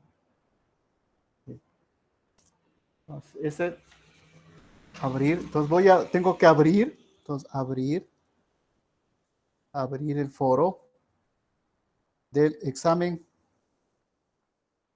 del primer bimestre. ¿Sí? Entonces, gracias, ¿no ven? Sí, tiene razón. Entonces, yo le voy a volver a abrir para que ustedes puedan ver, ¿no? Las correcciones que hicimos a sus compañeros para ver si están, es la única manera, ¿no? De ver, ¿no? O sea, ver si está bien, que se les dijo, esto está mal aquí, esto no funcionó, para que hagan esa parte correcta de los picados. Que si lo hacen de la manera correcta, les va a llevar al menos sería un día de trabajo, ¿no? Porque la idea es que si solamente ponen picking nada más así, verán, como les dije, por eso les mostraba esta parte. El problema es que si ponen errores muy pequeños al inicio, luego la tomografía, ¡wow!, sale prácticamente cualquier cosa, ¿no? Entonces, por eso, hacer la máxima precaución en el picado de las ondas P, de las ondas frontales. Bueno, en realidad son ondas P también, pero son ondas frontales. Entonces, sí, ya les voy a abrir ese foro para que puedan entrar al foro del examen de primer bimestre y ver, ¿no?, cómo había que hacer, cuáles eran las correcciones que había que tomar en cuenta. Entonces, sí, es un buen punto ese, gracias. Luego que tengan eso, pues van a guardarlo todo como un archivo, ¿no? Verán que tienen que hacerlo de manera continua, ¿no? Es decir, la primera señal, ponen las ondas frontales. Abren la segunda señal, ponen las ondas frontales. ¿Sí? Y luego todo eso lo guardan como un archivo .bs, que es el formato de un archivo de formato que trabaja el software, ¿no? Y una vez que tengan ese archivo .bs, lo van a abrir acá. ¿Sí? Lo vamos a abrir acá. Entonces yo les voy a mostrar un ejemplo. Prior.bs, por ejemplo, este. Ah, obviamente, ahí que he hecho yo, ahí he hecho ya otro trabajo. Ese trabajo es determinar las dromocronas con 3 capas, ¿no? Si ven, rojo, azul. Entonces, ¿tengo que hacer esto yo para la tomografía? Esto quiero que entiendan. Pues no, esa es la gran ventaja de la tomografía. Perdón, no les estoy mostrando, ¿no? No les estoy mostrando. Entonces, primera cuestión, que aquí siempre igual, quiero ver que se equivocan, verán que las dromocronas, la determinación de esos puntitos, 3 capas, 2 capas, ese trabajo que hicimos en el primero, pues ahí está, ¿no? Esos colorcitos, eso es para encontrar la solución con el método de refracción. Es el que me permite en este ejemplo dar 3 capas. Nada más, supongo que yo he hecho este trabajo que verán que es bien engorroso, ¿no? Buscar dónde está. He corregido algunos que están mal. Entonces, time inversion, do time inversion. ¿Eh? Ahí están mis 3 capas. ¿Sí? Verán que este es el problema ese que teníamos el PDF. Entonces, ustedes pueden comprar, que esto es lo que sale, ¿no? Con 3 capas. ¿Sí? Ahora, ¿esto hace falta hacerlo?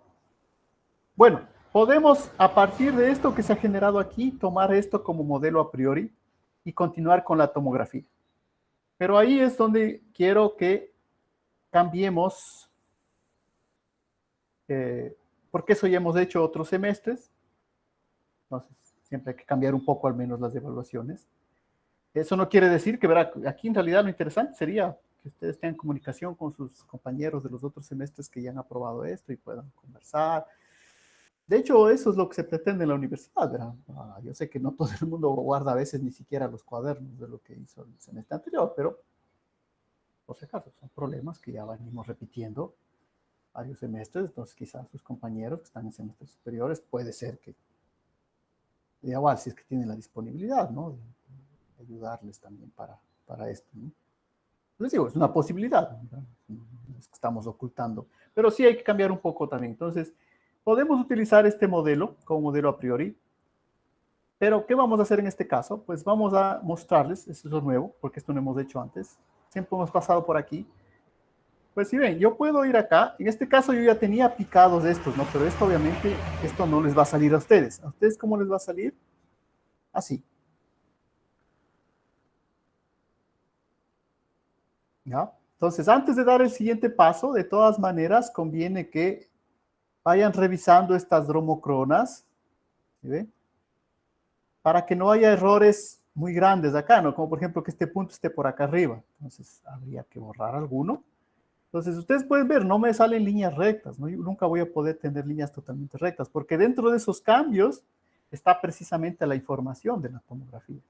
Pero si este punto me sale por acá arriba o me sale acá abajo, entonces hay que decir que está totalmente mal, ¿no? Entonces yo lo borraré, o si es posible trataré de regresar a corregir el picado. Pero ya habíamos visto que hay un problema ahí, que no, que generalmente esos picados de fase no los puedo guardar. Esto sí es lo que se va a guardar, ¿no es cierto? Esto es lo que tienen que presentar.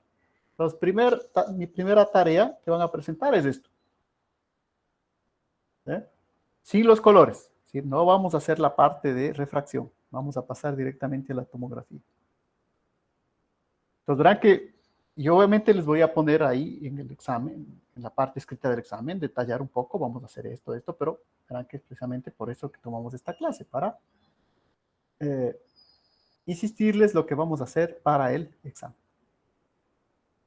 Entonces, ¿estamos claros? Esta sería la primera parte del examen, la primera, no sé cuántas preguntas ustedes quieren, presentar las dromocronas. Sí, verán que las instrucciones, una vez más, eso también se valora en el examen.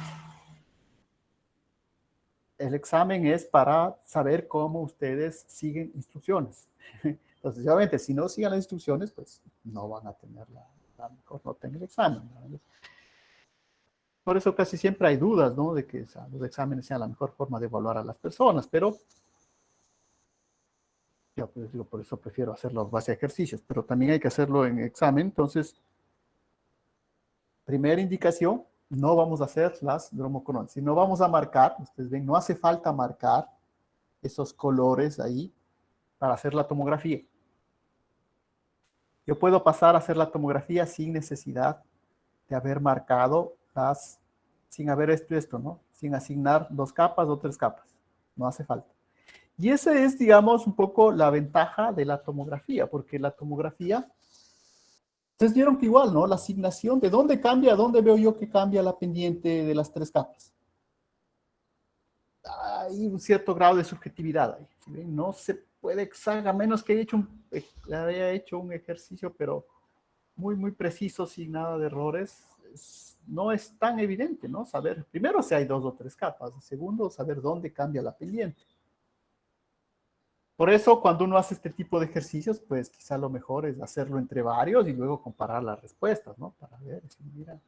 Y ver también el grado de variación, porque puede ser que uno escogió que el cambio de pendientes aquí y otro escogió acá, pero luego esos valores al final de la respuesta, pues casi que eh, no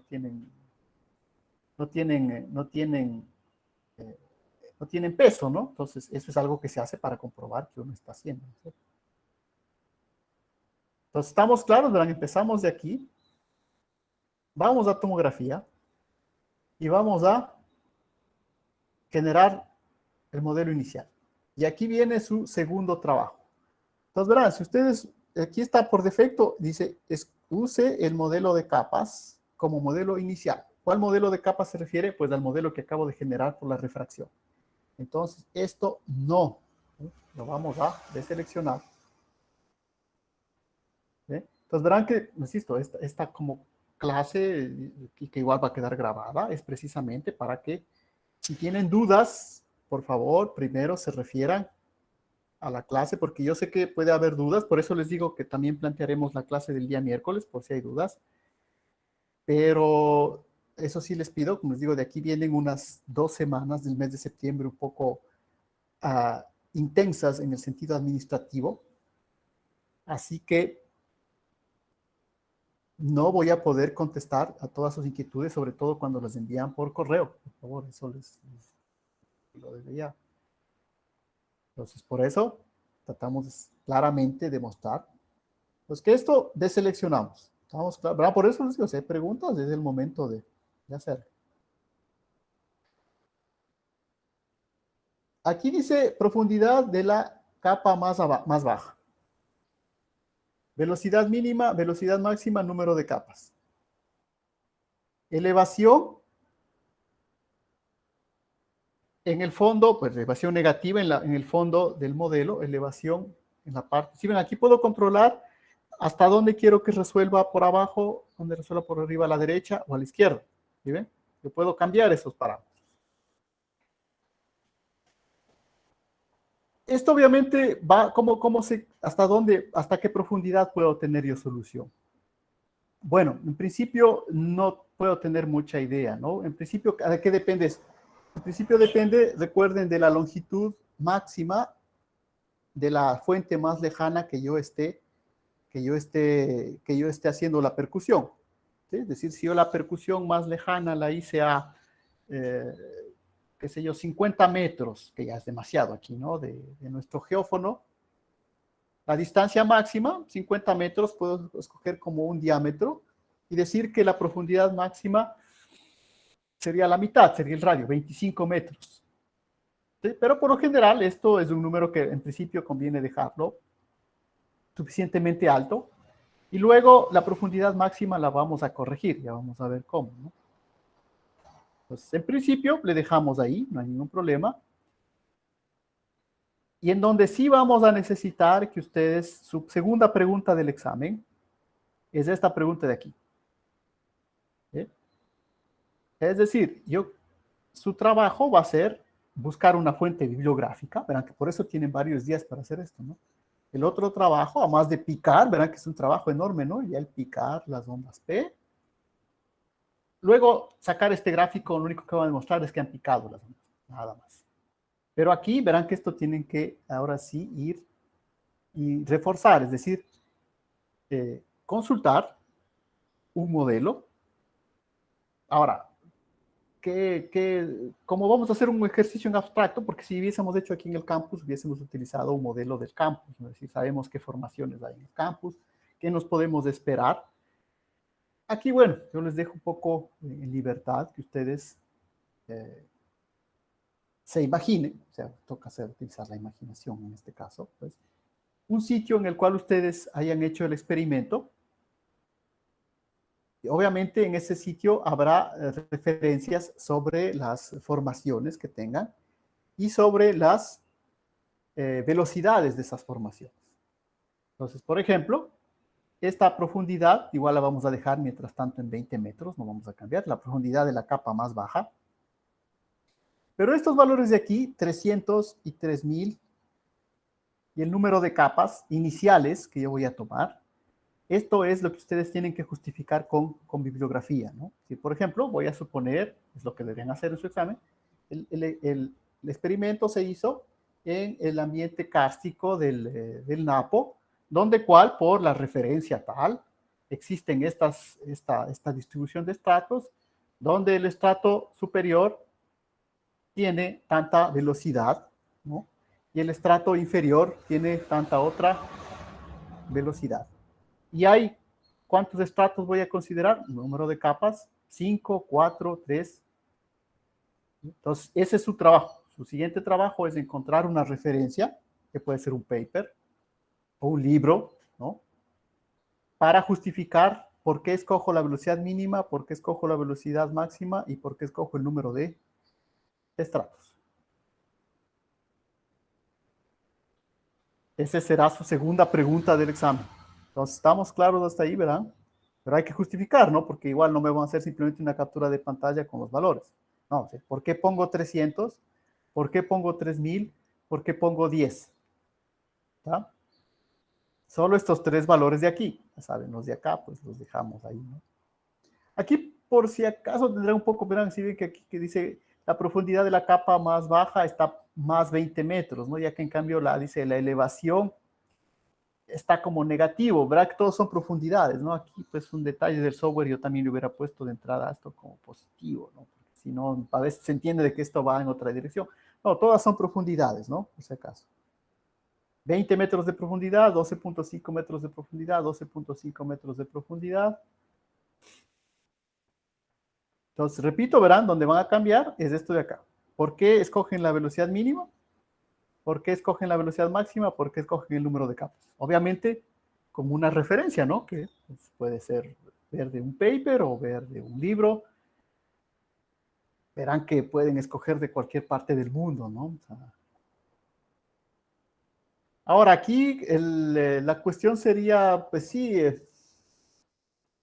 esperamos ahí, generalmente lo que se hace en el foro es que cada uno pondría, decir, yo voy a hacer de tal zona, entonces verán, aquí viene la otra instrucción. Lo que queremos es que esto sea lo más individual posible. Y aquí sí tenemos cualquier información. Somos 16 en la clase. Existen más de 16 referencias para esto. O sea, existen muchos cientos. No miles, pero sí cientos. Entonces, aquí mucha atención a la siguiente instrucción que vamos a hacer para el examen. Como mañana yo voy a hacer abrir el foro, lo que ustedes pueden comenzar haciendo en el foro es ¿qué cosa? Escribiendo ahí. Yo, por ejemplo, yo, Sebastián Araujo, voy a hacer la tomografía en la zona de el Sumaco utilizando esta referencia. ¿Para qué me sirve eso? Para que otro compañero vaya y diga, ah, no, mira, alguien está haciendo el Sumaco usando esta referencia, entonces, pues bueno, yo ya no voy a hacer esa parte, ya no puedo hacer. Entonces, si ven, no hay la posibilidad de que se repita esto. Ahora, puede ser que todos quieran hacer sobre eso, vamos, sobre el Sumaco, sobre la zona del volcán Sumaco. Entonces, una vez más, verán que la idea es que si alguien ya utiliza esa referencia, tampoco vale simplemente decir, ah, yo utilicé la siguiente referencia de otra cita posterior. No, porque va a ser el mismo modelo, ¿no? Entonces, como les digo, esto pueden escoger, ¿no? Alguien querrá hacer sobre el Sumaco, una referencia. Alguien querrá hacer sobre, qué sé yo, la zona del Valle Interandino de Quito. Entonces, ahí está su otro trabajo del examen. Verán que por eso es un examen final. Entonces, hay que trabajar. Hay varios días. Por eso es para el viernes, ¿no? Lunes, martes, miércoles. Entonces, hay un trabajo que hacer. Entonces, buscar esa referencia. Ahí vale la pena si ustedes tienen, no sé, un foro o algo interno para que digan, yo ya voy a escoger esta referencia para que otro no escoja. Si no, lo van a poner ahí directamente en el foro diciendo, antes de subir el examen, verán que pueden subir sin necesidad de calificar, ¿no? Entonces, entran al foro y ponen, yo voy a usar tal referencia, voy a hacer sobre tal zona, para que así el otro compañero ya no tenga que utilizar esa zona, no tenga que buscar otra. Eso quiere decir que no puede haber dos modelos idénticos en esta parte. Bueno, las velocidades pueden ser, porque puede ser que justo en la referencia sea el mismo estrato, pues la misma velocidad, ¿no? O sea, no va a cambiar. Si es una lutita, será una lutita en Napo o será en Zamora, ¿no es cierto? Entonces eso no va a cambiar. ¿Sí? Pero lo que sí va a cambiar es la zona y la referencia de la que están tomando los valores, ¿no es cierto? ¿De dónde salieron estos valores? Igual, verán, no, verán, como les digo, está el Ecuador, está Sudamérica, del mundo, ¿no? Van a escoger de cualquiera, es otro trabajo. Entonces, plantear este modelo, el número de capas, velocidad mínima, velocidad máxima, pero con una referencia. Y antes de que empiecen a trabajar, verán que aquí es cuestión de poner números, ¿no? Eso no va a afectar nada luego en la dificultad de sus resultados. Es más difícil hacer sobre un modelo en Rusia que sobre un modelo en África. No, o sea, simplemente es más bien que ustedes ya tengan su referencia, la suban al foro y digan, yo voy a hacer de tal referencia, de tal manera de que no haya copia, no haya la misma. Después, si presentan la misma, pues simplemente pues ya veremos cuál es el que presentó primero, ¿no? Entonces, estamos claros, verán que no hay posibilidad de que se repitan las referencias en este caso. Cada uno puede buscar una referencia. Les digo, no hay miles, pero sí hay cientos. Entonces, ¿estamos claros? Lo supongo que yo tengo mi referencia, he creado y ahora voy a hacer mi modelo de velocidades. ¿Ok? Bueno, se parece a una huipala. ¿Sí ven? Ahí está, en este caso, ¿no? Ese es mi modelo inicial. Entonces, también tendrán que pegar esto, ¿no? Pero eso simplemente, bueno, este es mi modelo inicial que me sale, ¿no? Aquí están las velocidades. Entonces, por eso les decía, aquí no vamos a llegar a la regularización, obviamente, no vamos a llegar a la regularización, porque ese sería otro trabajo y para mí el trabajo que quiero que hagan en este caso es que busquen estas referencias, que creen su modelo de velocidades a priori. Me parece que había preguntas. No, no. Bueno, tengo mi modelo de velocidades a priori y ahora sí voy a aplicar mi tomografía. Verán, les insisto que esto está sin marcar los colores, ¿no? No están las capas. He creado mi modelo de velocidades. Y ahora voy a la tomografía. Y aquí tampoco voy a pasar por este, ¿no? Aquí recuerden que el gran problema es esto de acá. Aquí está la regularización, ¿sí ven?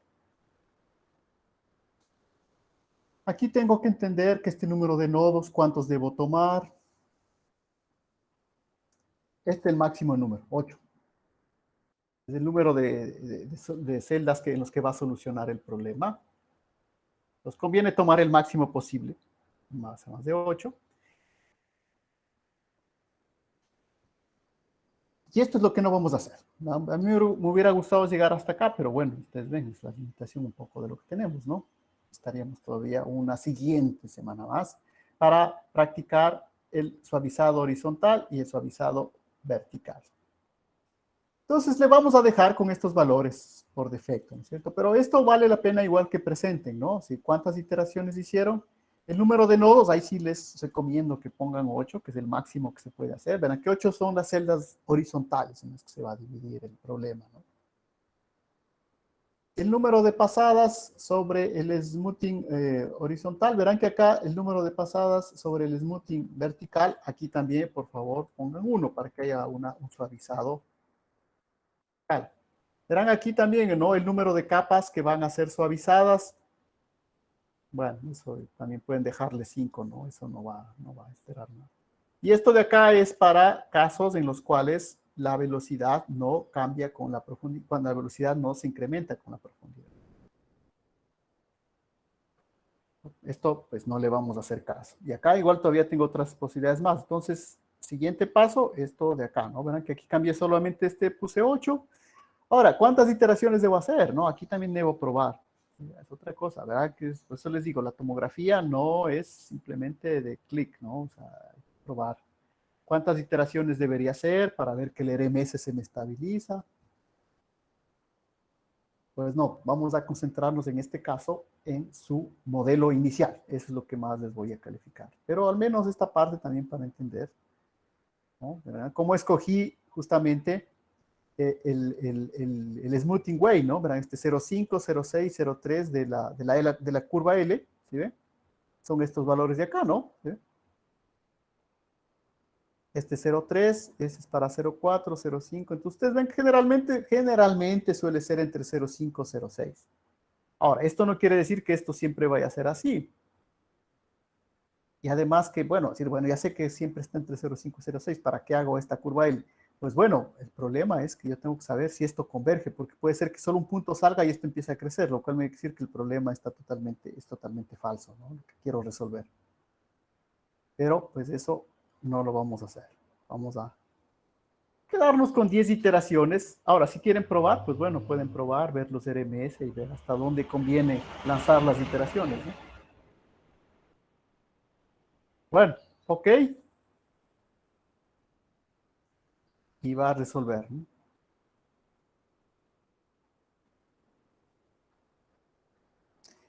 Pues bien, ese es el RMS que me sale, ese RMS debería guardar, de hecho se guarda, ¿no? En un archivo ya se guarda por defecto, para luego utilizarlo en la curva L, pero no lo voy a utilizar. Aceptar, aceptar, me dice que el modelo se ha guardado.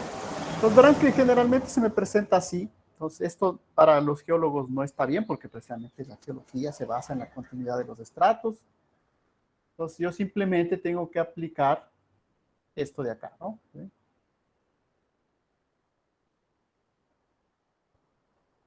Y este es el modelo que debo presentar. Obviamente aquí hay un trabajito que también deberán hacer. Verán que, por ejemplo, acá me sale hasta el 26, todo este espacio vacío, todo esto de acá, hay que corregirlo. ¿Eso dónde lo voy a corregir?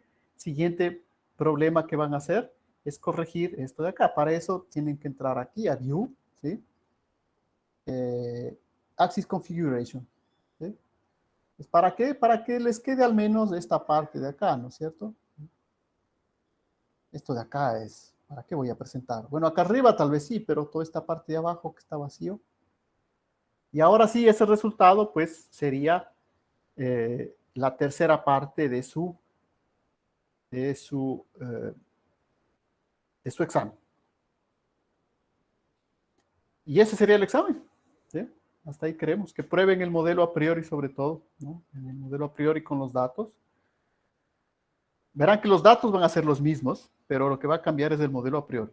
Por lo tanto, los resultados van a cambiar, ¿no? Entonces, la forma de poco asegurar de que el examen sea individual.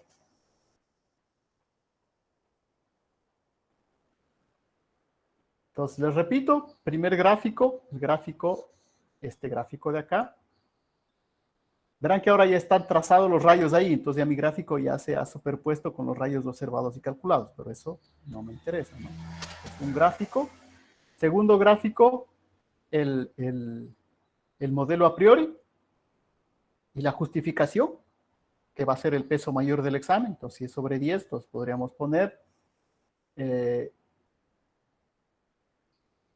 3 puntos este gráfico, 4 puntos el modelo a priori y 3 puntos la tomografía, ¿no es cierto?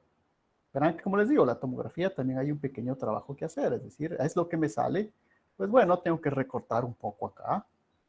Y para terminar, eso no les voy a calificar, pero también les decía, también podemos ver hasta dónde es válida mi tomografía en profundidad. Tengo que poner esto, ¿no? Show ray path, ahí están los rayos.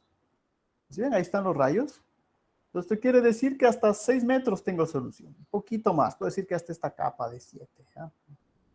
Más abajo de esto, no sé nada. Por ejemplo, esto de acá, no, nada. O sea, ¿sí? Porque los rayos, es decir, la información viaja por aquí. Acá no tengo ninguna información. Entonces, puedo hasta por aquí. Generalmente se traza, ¿no? Una especie de sombra aquí. Entonces, eso también pueden considerarlo para ver hasta dónde cortan su modelo. Obviamente, los rayos no los muestren, por favor, verán, lo repito. Aquí esto les sirve para ver hasta qué profundidad se está resolviendo, pero lo que queremos es ver el modelo. Entonces, para ver el modelo, pues no hay que mostrar los rayos, ¿no? El problema es que una vez que ya les muestro, ya no les puedo, me parece que ya no les puedo borrar, ¿no? Como siempre, no hay un control Z en este. Entonces, ¿estamos claros? Por favor, los 3 gráficos. Por favor, esto, como les digo, de los rayos, solo les mostré. ¿De dónde más? Acá, ¿no? Show ray path, ¿no? ¿Verdad?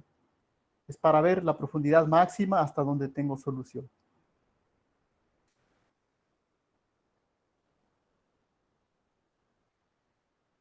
Listo. Entonces, hasta ahí. Ese sería nuestro trabajo. Como les digo, si hay inquietudes de aquí hasta el miércoles, entonces nos volveremos a conectar el día miércoles. Obviamente, verán que si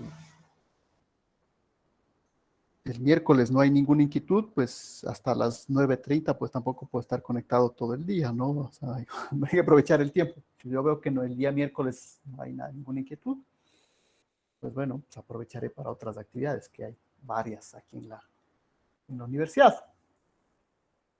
Entonces, no sé si por el momento, ¿qué debíamos? ¿Por qué no debíamos? A ver, perdón. ¿Qué debemos buscar en la bibliografía?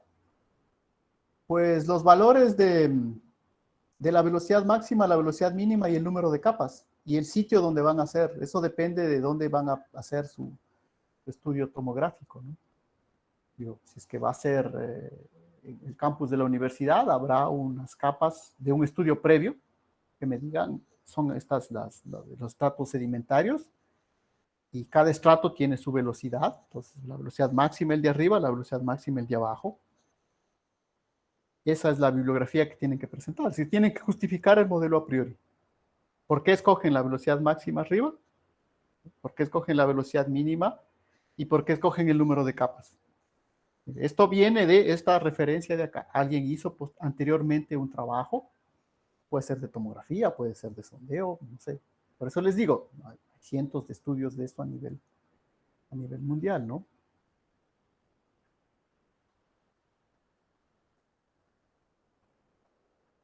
Y les vuelvo a insistir, una vez que tengan el sitio donde van a hacer, póngalo en el foro para que otro compañero tenga que buscar otro.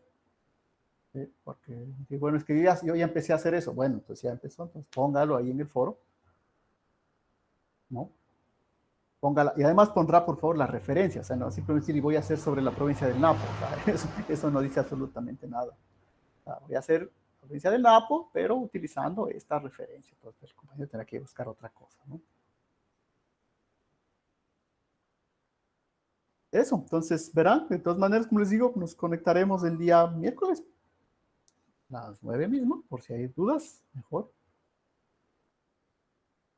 Y si no hay más dudas, pues eh, entonces sigan por favor ya con el trabajo. Verán que tienen el software. Obviamente los datos los voy a poner mañana, eso les digo, no, pero cambio ya el sitio donde van a hacer, eso conviene que lo puedan empezar a buscar hoy mismo, ¿sí ven? Hoy mismo para que ya tengan un sitio, sepan la referencia a priori sobre la cual van a trabajar. Eso ya lo pueden empezar a hacer desde hoy. Bueno, entonces quedamos hasta ahí. Hasta luego entonces.